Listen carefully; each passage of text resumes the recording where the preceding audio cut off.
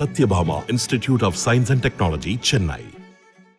தற்பொழுது மூத்த பத்திரிகையாளர் திரு TSS மணி அவர்கள் இணைப்பில் இணைந்திருக்கிறார். வணக்கம் திரு TSS மணி. தற்போது நீங்க பாத்தீங்கன்னா கூட்டணி அமைக்கிறதில் பிஜேபியை விட அதிமுக கட்சி மிக விரைவாக செயல்படுவதாக தெரிகிறது. அதை பற்றி உங்கள் கருத்துக்கள்? அதாவது இப்பொழுது தேர்தல், மக்களவை தேர்தல் வரும்பொழுது தேர்தலில் யார் வெற்றி பெறுவார்கள் என்ற விவாதம் வரும். ஆனா தேர்தலுக்கு முன்பே கூட்டணியை யார் எந்தெந்த கட்சிகளை இழுப்பது என்பதில் உள்ள ஒரு போட்டி நடந்துகிட்டு இருக்கு. அதாவது இந்த கூட்டணி போட்டியில் வெற்றி பெறுவது வேறு, தேர்தலில் வெற்றி பெறுவது வேறு. தேர்தலில் வெற்றி பெறுகிறோமோ இல்லையோ, கூட்டணி கணக்கில் வெற்றி பெறுவது என்பது இப்பொழுது முக்கியமாக கருதப்படுகிறது. அந்த ரீதியில் பார்த்தால் பாஜக யார் யாரை தன் பக்கம் இழுக்க முயற்சிக்கிறதோ அவர்களை இழுக்க அதிமுக மிக சிறப்பாக செயல்படுகிறது என்று பார்க்கணும். இது பாஜகவிற்கும் அதிமுகவுக்கும் கூட்டணி முறிவு ஏற்பட்ட பிறகு நடந்தது அல்ல. 2019 மக்களவை தேர்தலிலேயே இதே போல, அதற்கு பிறகு 21ஆம் ஆண்டு நடந்த சட்டமன்ற தேர்தலிலும் இதே போல என்பதாக ஒரு போட்டி இழுபறி நடந்தது. அதில் ஒவ்வொரு முறையும் 2019 கதை வேற, சட்டமன்ற தேர்தல் 2021 நடக்கும்போது இதே போல மருத்துவர் ராமதாஸை அழைத்து காலையிலேயே ஒரு ஒப்பந்தத்தை ஊடகங்கள் மத்தியில் எடப்பாடி காட்டி 12 மணிக்கு வந்த அந்த பியூஷ் கோயலிடம் 23 தொகுதி அவர்கள் கொடுத்து விட்டோம், அதனால் மீதம் இருப்பது குறைவுதான், நீங்கள் அதிகம் கேட்டால் கொடுக்க முடியாது என்று 20 தொகுதிகளை கொடுத்தாங்க. அதுபோல கூட்டணியாக இருக்கும் பொழுதும் எடப்பாடி முந்துகிறாரா, பாஜக முந்துகிறாரா என்பதில் எடப்பாடி முந்தினார். இப்பொழுது கூட்டணியை உருவாக்குவது என்பதில் மீண்டும் 24க்கு தேர்தலில் பிரிந்து நின்று கொண்டிருந்தாலும் அதே போல எடப்பாடி முந்துகிறார் என்பதுதான் பாமகவுடன், அதே போல தேமுதிகவுடன், இப்பொழுது சமத்துவ மக்கள் சக்தி விவரான நம்ம சரத்குமார் கட்சியுடன் என்பதாக போயிட்டு இருக்கு.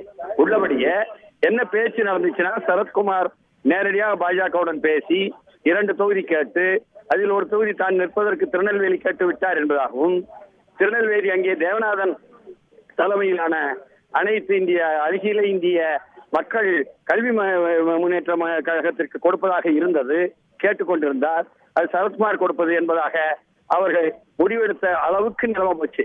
இப்போ மீண்டும் அஇஅதிமுகவுடன் சரத்குமார் வருகிறார் என்ற செய்தி வரும்பொழுது உள்ளபடியே அதுவும் போச்சு அப்படின்னு சொல்லி அண்ணாமலைக்கு அரோகரா என்பது போல போகுதான்னு தெரியல. இப்படிப்பட்ட ஒன்றாக நடந்துகிட்டு இருக்கு.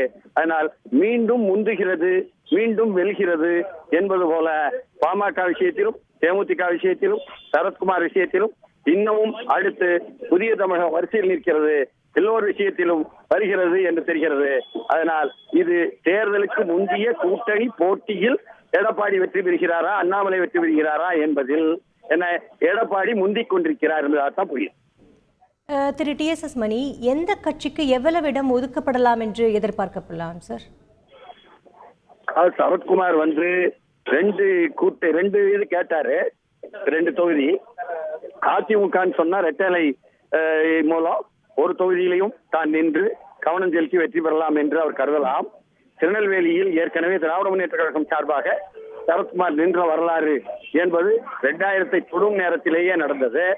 அந்த மக்களவை தேர்தலில் உள்ளபடியே கட்சிக்குள் தனக்கு எதிராக செயல்பட்டதாக சரத்குமார் கருதினாரு. வெறும் 7000 வாக்குகள் வித்தியாசத்தில் தோற்றாரு. இதையெல்லாம் அவர் முன்பட்ட திருநெல்வேலி மக்களவையை கைப்பற்ற எடுத்த முயற்சிகள் கடந்த காலம். 24 ஆண்டுகள் கழித்து மீண்டும் அதே போல 24ஆம் ஆண்டுக்கு வந்திருக்கிறது. அதனால் சரத்குமார் திருநெல்வேலியை கேட்பார் என்பதிலும் அது கொடுபடலாம் என்பதாகவும் ஒரு கருத்து இருக்கிறது ஒன்று. அதே போல இவர்களுக்கு பாட்டாளி மக்கள் கட்சிக்கு பொறுத்தவரை 5, 6, 7 வாங்க முடியும் அவர்கள் என்ற உத்தரவாதமும், வடக்கு தமிழ்நாட்டில் அவருடைய வாக்குகளை வைத்து அதிமுக மேலும் வலுப்பெறும் என்று அதிமுக பக்கம், அது விழுப்புரமாகட்டும், கடலூராகட்டும், கள்ளக்குறிச்சி ஆகட்டும், நமக்கு அப்படி வாய்ப்பு இருக்கு என்பதாக கருதுறாங்க என்பது இன்னொரு புறம்.